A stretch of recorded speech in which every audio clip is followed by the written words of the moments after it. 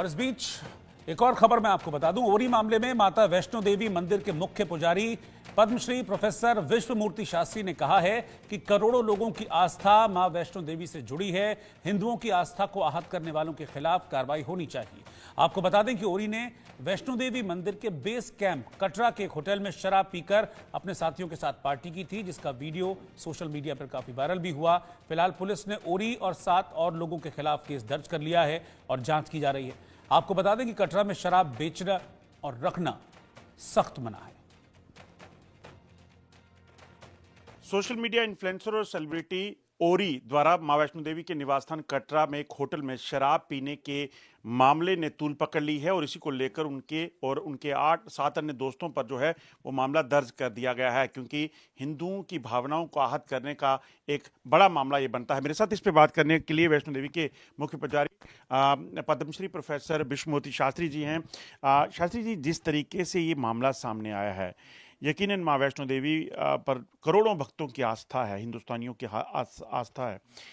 ऐसा करना, और वो भी ऐसे लोग जो कि सोशल मीडिया में इन्फ्लुएंसर हों और वो आए हों वैष्णो देवी में दर्शन के लिए और इस तरह से शराब का सेवन। देखिए, उसमें यह है कि रक्षक जो है वो यदि भक्षक बन जाए तो उसके लिए क्या कहना, क्योंकि ये मीडिया का भी ये दायित्व बनता है कि जितने भी जो नियम हैं उन नियमों को लागू करना और उस नियमों के आधार पर देश को चलाना, ये मीडिया का भी बहुत बड़ी बात है। जिन लोगों ने ऐसा काम किया है, क्योंकि कटरा में या वैष्णो दरबार में यात्रा में कहीं पर भी ये शराब के लिए हमेशा की ये जगह जगह पर ये लिखा हुआ है कि वहाँ पर शराब ले जाना मना है। और फिर ऐसा होने के बावजूद भी वहाँ पर शराब किस तरह से पहुँचा, किन लोगों के माध्यम से पहुँचा और क्यों किया गया, तो ये एक देखने वाली बात है। क्योंकि सरकार जो है वो भी युवाओं के संरक्षण के लिए, नशे से दूर रहने के लिए बहुत बड़ा प्रयास कर रही है। लोग भी, हमारी जो सामाजिक संस्थाएँ हैं या और अन्य जो सामाजिक संस्थाएँ हैं, वो यही कहते हैं कि भाई नशे से दूर रहना है।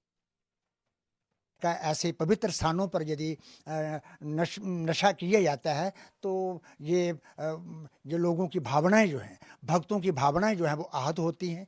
और श्राइन बोर्ड के द्वारा दिए गए जो आदेश हैं, उन आदेशों का एक सीधा सीधा उल्लंघन माना जाता है। क्योंकि जहाँ तक मैं इस बात को समझता हूँ कि हमारे जो श्राइन बोर्ड के चेयरमैन हैं आदरणीय माननीय मनोज सिन्हा जी, और यहाँ हमारे जो सीईओ हैं अंशुल गर्ग जी, या अन्य दूसरे भी जितने भी ऑफिसर हैं, वो इस बात के लिए हमेशा सख्त रहते हैं कि यहाँ पर कोई भी किसी प्रकार की एक ढील जो है वो न बरती जाए। और इतना होने के बावजूद भी यदि ऐसा हुआ है तो ये वास्तव में एक विचारणीय विषय है। और एक ये है कि यदि एक बार यदि किसी प्रकार की कोई ढिलाई कहीं होती है या कोई अपराध हो जाता है, उस अपराध के फलस्वरूप यदि विशेष प्रकार का दंड दिया जाता है तो दूसरी जनता को भी एक अच्छा मौका मिल जाता है कि हमें ये काम नहीं करना चाहिए।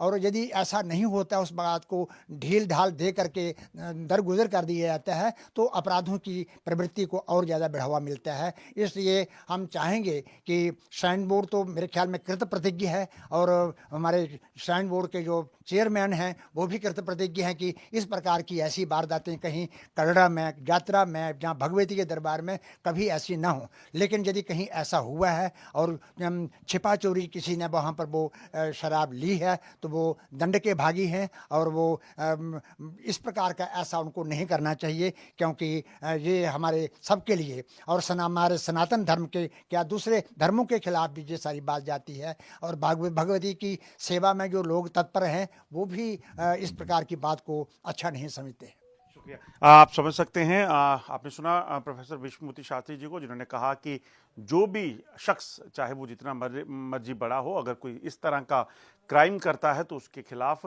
कानूनी दायरे में कड़ी कार्रवाई होनी चाहिए, क्योंकि अगर ऐसा नहीं किया जाता तो ये और लोगों को भी इस तरह का वाकया करने में प्रोत्साहित जो है वो कर सकता है। मंडी डिग्रा के साथ अजय जंडियाल, इंडिया न्यूज, जम्मू।